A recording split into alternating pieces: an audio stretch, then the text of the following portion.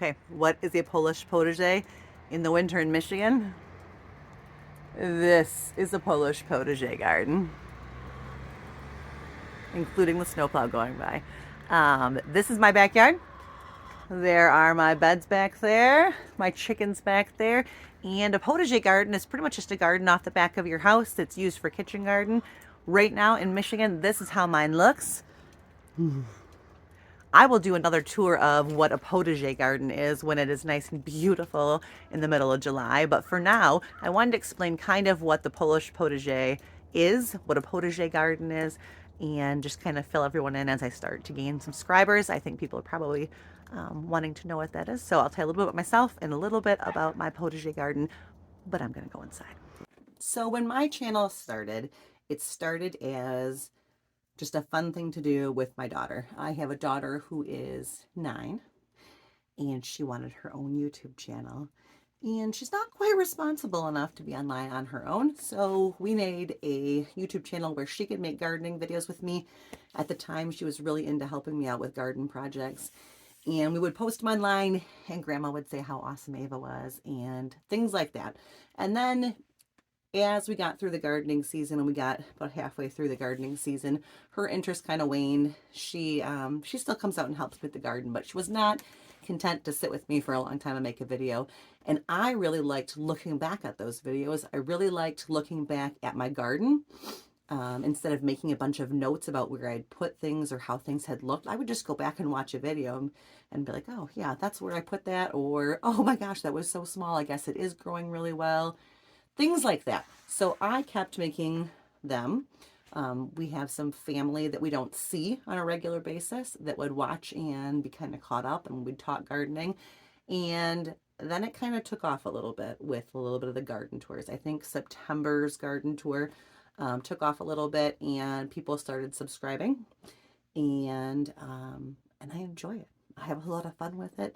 It's uh, it's not work to me. It's just super fun. So I'm really glad that everyone enjoys watching it. So that's kind of how the channel started.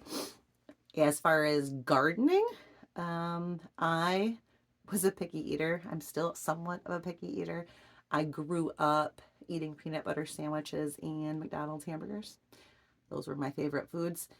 Once I had kids, I started wanting them to eat better than I do, better than I did. I eat better now. But so I started introducing more whole foods, more vegetables, more fruits, different things. I wanted them to try a lot of different things at a young age and see if they would have a more expanded palate as a child than I did.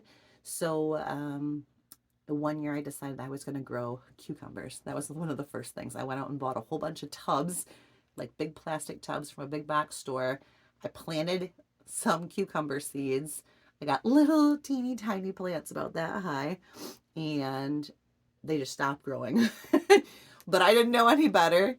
I didn't know they were stunted. I didn't know they weren't going to do. So I watered and faithfully took care of these little teeny tiny cucumber plants that made teeny tiny little cucumbers off the end that never did a thing. And I watered them and took care of them for an entire year, and I did not get any cucumbers off of them. But I was a little bit hooked. I was a little bit hooked by the process. As I had been doing it, I had started watching different YouTube videos, different creators about things to try, and I was just hooked.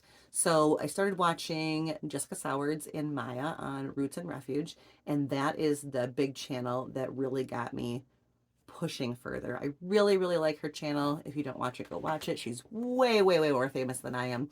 She is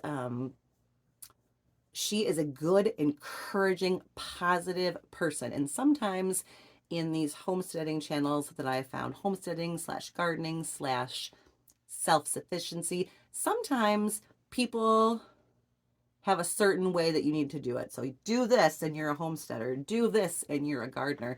And I don't find those things to be true. And any channel that preaches that way is something that I don't watch, because I think anybody can be a gardener. I live in the middle of the city. I live on a less than 1/10 of an acre lot in the city. That includes my house footprint. My garden is postage stamp sized, and I grow all kinds of food, and I can all kinds of food. And every year I find a spot. I keep telling my husband I'm going to grow tomatoes at the side of our house. It hasn't happened yet, but it might. We're getting a new roof this year. Maybe I'll put hooks up there so I can grow things at my house. So anybody can. If you have a patio off the back of your apartment, if you have an apartment with no patio, they make seeds for tomatoes that grow in little pots in your window. So anybody can garden and anybody can homestead. Homesteading just means that you are trying to take care of yourself in a healthy way, relying on nature. If you are in an apartment and you want a homestead, then go to the farmer market. Buy things at the farmer market, bring them home, can them yourself. You're eating healthy food that is grown locally.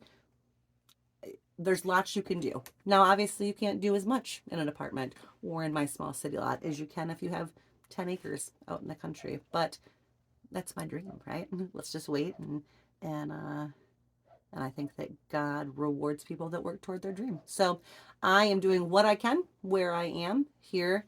And so the name potager is a word for a kitchen garden. It's a French word for kitchen garden.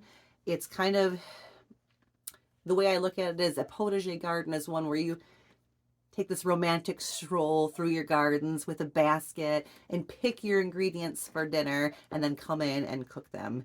And my whole garden, because it's so small and close to my house, it would be considered a potager garden. Another thing about a potager garden is that it incorporates all different kinds of things. You're not going to see big rows of crops in my garden. You might see a row of tomatoes, and in between those are basil plants and cosmos, and you interplant things together that you're going to use. So I have herbs tucked in everywhere. I have flowers tucked in everywhere. It's a giant intermingling of plants and varieties, which brings a giant variety of bugs, insects, beneficial ones, bad ones, all kinds of them. They all come together, and this is the way that I like to garden.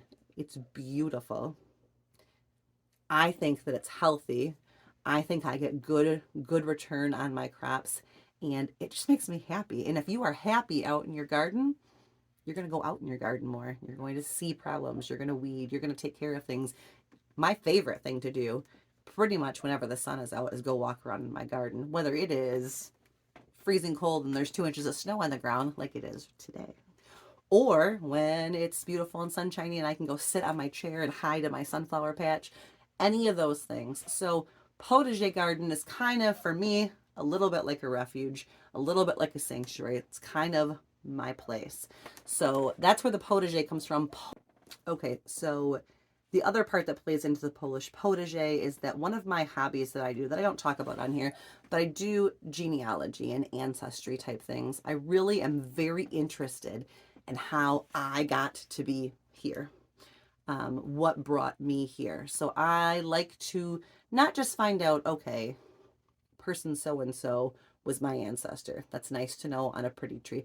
I want to know about them. I want to know why they came here. I want to know why they set up land the way they did and what they were like.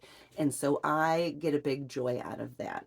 So my ancestry on my mother's side is very Polish.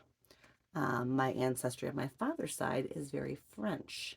So I am Polish and French. So potager is a French word, and I'm very Polish. And one of the most influential people in my life to this point has been my Polish grandmother, who we call Busha. And she just went home to Jesus this year, which makes me sad. But we had her for 94 years. Well, the earth had her for 94 years. I've only had her for my 44 years.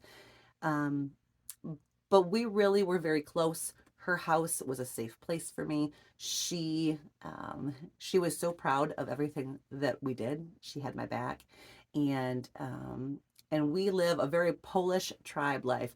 My Polish relatives, we are solid. I can call any one of them any time of the day and be like, I have this need, and they will be there. We get together, we eat punchki on Fat Tuesday.